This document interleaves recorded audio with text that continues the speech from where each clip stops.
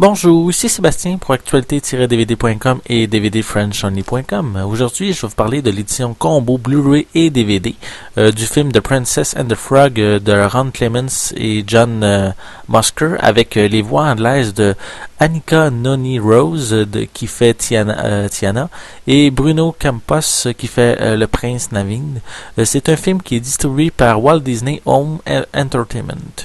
C'est l'histoire de Tiana, qui est une jeune femme qui vit en Louisiane, puis qui a comme rêve d'ouvrir un restaurant.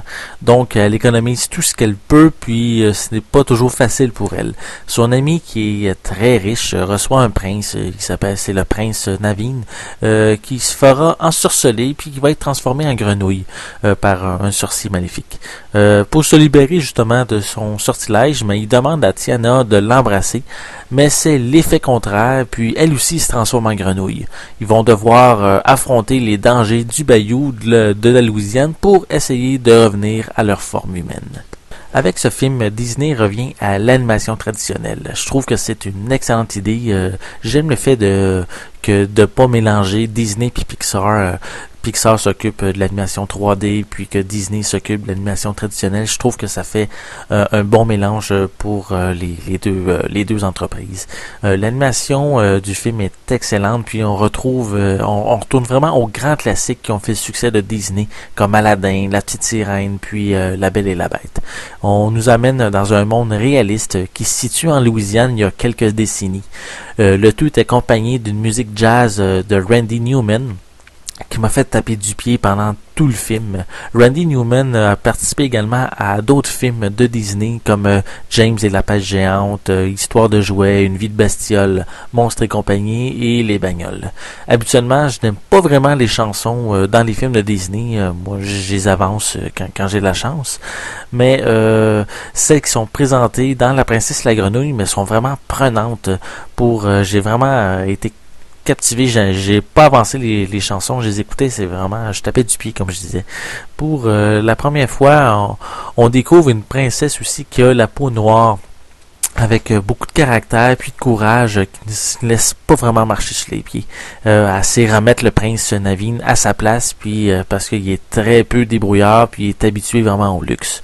Donc pour moi personnellement, c'est un excellent conte de fées qui ramène Disney aux sources, puis c'est vraiment loin de me déplaire. C'est vraiment un excellent film que j'ai vraiment apprécié et je le conseille vraiment à tous. Pour les pistes sonores, mais sur l'édition Blu-ray, il y a une piste sonore anglaise DTS HD 5.1, français 5.1, espagnol 5.1, ainsi qu'une piste anglaise de stéréo qui est DVS, Descriptive Video Services, avec il y a également aussi des sous-titres en anglais, français, espagnol et portugais.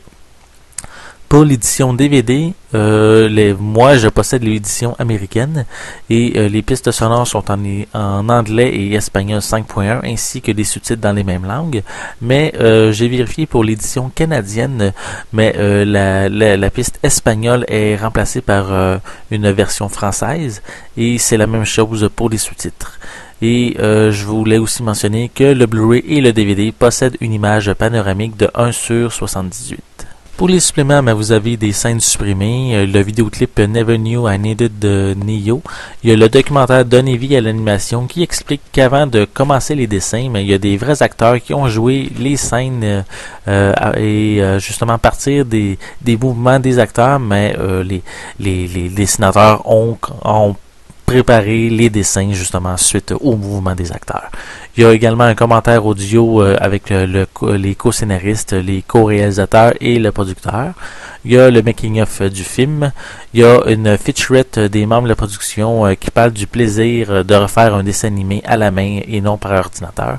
On a aussi d'autres featurettes concernant l'héritage de Disney, Tiana, la 9e princesse, le sorcier, le méchant qui est le méchant du film, et le fait de le retour à la comédie musicale animée. On retrouve également des galeries de photos et il y a un petit jeu pour essayer de deviner quelle princesse qui apparaît à l'écran.